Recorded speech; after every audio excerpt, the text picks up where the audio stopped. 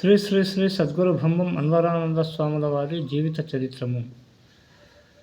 శ్రీ శ్రీ ಶ್ರೀ ಸದ್ಗುರು ಬ್ರಹ್ಮಂ ಅನ್ವರಾನಂದ ಸ್ವಾಮಿಯವರು 1983ನೇ ಇಸವಿಯಲ್ಲಿ 41 ದಿನಗಳ ಕಠೋರ ಯೋಗವನ್ನು ಮಾಡಿ ಆ 41 ದಿನಗಳಲ್ಲಿ ಅನ್ನ ಆಹಾರ ನೀರು ಸೇವಿಸದೆ ಕೇವಲ ಒಂದು ಲೋಟ ಹಾಲನ್ನು ಸೇವಿಸುತ್ತಾ ದೇಹವನ್ನು ದಂಡಿಸುತ್ತಾ ನಾಲಿಗೆಯನ್ನು ಬಂಧಿಸುತ್ತಾ ಬೆನ್ನು ನೆಲ ನೋಡದೆ ಆ 41 ದಿನಗಳು ಕಠೋರ ತಪಸ್ಸು ಮಾಡಿ ಜ್ಞಾನ ಜ್ಯೋತಿಯಿಂದ ದೈವ ದರ್ಶನ ಪಡೆದು ಆತ್ಮ ಸಾಕ್ಷಾತ್ಕಾರವನ್ನು ಹೊಂದಿದ್ದರು.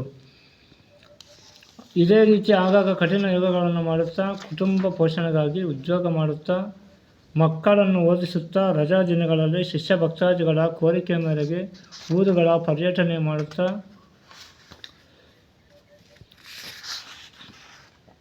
ಪ್ರತಿ ಹುಣ್ಣಿಮೆಯ ದಿನದಂದು ರಾಯದುರ್ಗದ ಆಶ್ರಮದಲ್ಲಿ ಆಧ್ಯಾತ್ಮಿಕ ಕಾರ್ಯಕ್ರಮ ಪ್ರವಚನಗಳನ್ನು ಮಾಡುತ್ತಾ ಧರ್ಮ ಪ್ರಚಾರ ಮಾಡುತ್ತಿದ್ದ ಶ್ರೀ ಸ್ವಾಮಿಯವರಿಗೆ ತನ್ನ ಸಿದ್ಧಾಂತಗಳೆಲ್ಲವನ್ನು ಪದ್ಧತಿಗಳನ್ನು ಸ್ವತಂತ್ರವಾಗಿ ಜಾರಿ ಮಾಡಲು ಹೊಸ ಆಶ್ರಮವೊಂದನ್ನು ನಿರ್ಮಾಣ ಮಾಡುವ ಸಲುವಾಗಿ ಸ್ಥಳ ಹುಡುಕುತ್ತಾ ಮೈಸೂರಿನ ಹತ್ತಿರದಲ್ಲಿರುವ ಬೆಳಗೊಳ ಗ್ರಾಮದ ಕಾವೇರಿ ನದಿ ತೀರದಲ್ಲಿ 110 ಎಕರೆಗಳ ಸ್ಥಳವನ್ನು ತೆಗೆದುಕೊಳ್ಳಲಾಗಿ 1989ನೇ ಇಸ್ವಿಯಲ್ಲಿ ಸರ್ವಧರ್ಮ ಆಶ್ರಮವನ್ನು ಸ್ಥಾಪಿಸುತ್ತಾರೆ.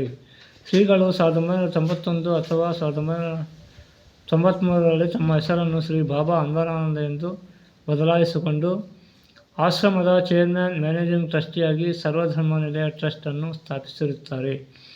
ಆ ಆಶ್ರಮದ ಟ್ರಸ್ಟ್ ವತಿಯಿಂದ ಆಧ್ಯಾತ್ಮಿಕ ಧಾರ್ಮಿಕ ಸೇವಾ ಕಾರ್ಯಕ್ರಮಗಳನ್ನು ಹಮ್ಮಿಕೊಳ್ಳುತ್ತಿದ್ದರು. ಕೇವಲ ತಮ್ಮ ಆಶ್ರಮಾಭಿವೃದ್ಧಿಯಲ್ಲದೆ ಹೊರಗಿನ ಪ್ರಕೃತಿ ವೈಪರೀತ್ಯ ಭೂಕಂಪ ಬಾಧಿತರಿಗೆ ಕೂಡ ಟ್ರಸ್ಟಿನ ಮೂಲಕ ಪರಿಹಾರ ನೀಡುತ್ತಿದ್ದರು.